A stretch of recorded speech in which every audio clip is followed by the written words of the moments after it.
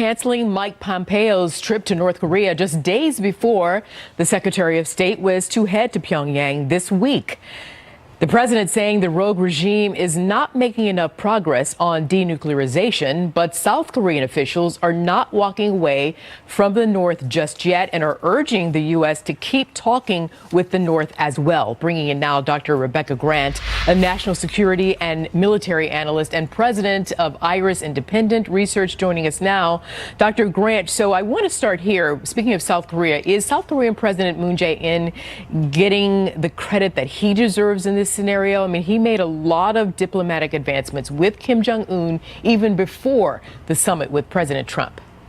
Yes, President Moon deserves a great deal of credit, first for going ahead and deploying the THAAD missile shield, even though China pressured him. And Arthel, one thing we don't see reported a lot is that there are increasing contacts between North and South. We see family reunifications, archery tournaments, joint canoeing teams. So there is a very steady back and forth between North and South Korea, and that's all very, very good. And Moon is responsible for that. Yeah, they're trying to forge a unified pride there on the peninsula. Still, I asked Dr. Grant, does President Moon or South Korea's foreign minister, Ms. Kang, have enough diplomatic persuasion to get talks back on track, really, and also to put more cooperation, more pressure on China to cooperate in getting China to put more economic pressure on North Korea?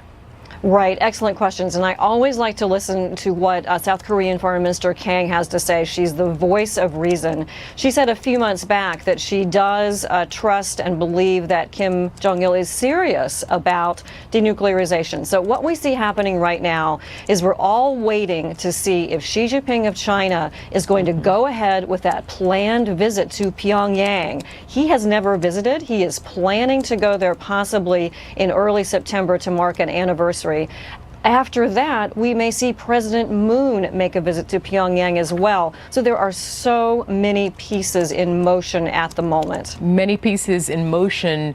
How will North Korea, Kim Jong-un and his foreign relations advisors in the process, how will they take the cancellation of Secretary of State Pompeo's planned visit this weekend? He would probably be there by now. Right. They didn't take it very well. North Korea diplomacy, it's just not their natural thing. They have come out from their state media with some more big, long words about Trump being a double dealer, blah, blah, blah.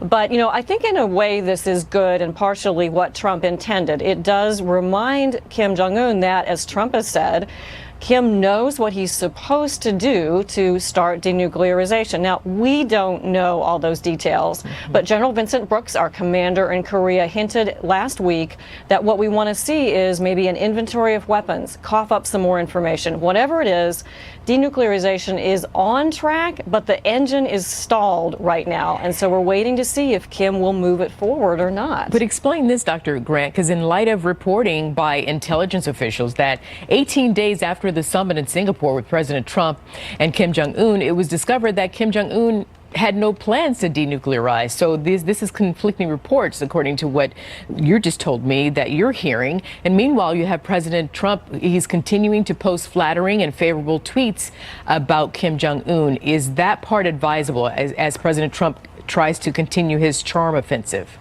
Yes. So first, the intelligence report. I take that one with a grain of salt because it's sort of old reporting. We really want to see what happens after Singapore. I think that a key part here is if Kim does move towards denuclearization, it will be because of his relationship with Trump.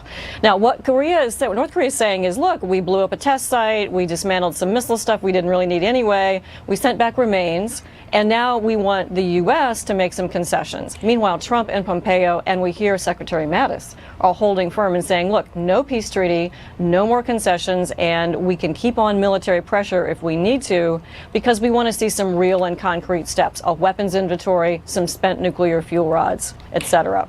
So if you say that really the linchpin here is that relationship between President Trump and Kim Jong-un, then what should the president do? He called off Secretary Pompeo's trip, so he is playing hardball while, sort of petting virtually petting Kim Jong-un with a velvet glove. So what should the president do here?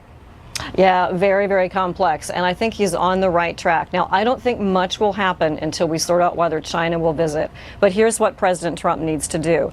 The sticking points are a peace treaty, which both North and South Korea want. And then the other sticking point is security guarantees for North Korea. Ironic, since they have a big army, lots of artillery, and stunning cyber capabilities. Trump, hard as it is, he's got to stay the course. He's got to keep this dialogue going. And that is what South Korea, President Moon, Foreign Minister Kang are basically saying. Let's keep this dialogue going. They can do this through back channel. They can do this quietly until we see if Kim Jong-un will take that essential next step towards denuking on the Korean Peninsula. And do you feel confident that Kim Jong-un will do that, take that next step?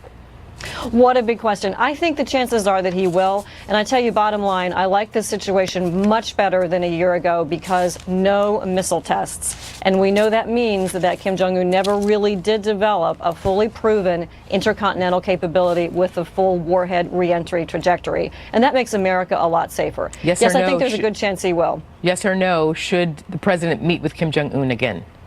Yes, he should when the time is right. Okay, we'll leave it there. Dr. Rebecca Grant, thank you very much. Thank you.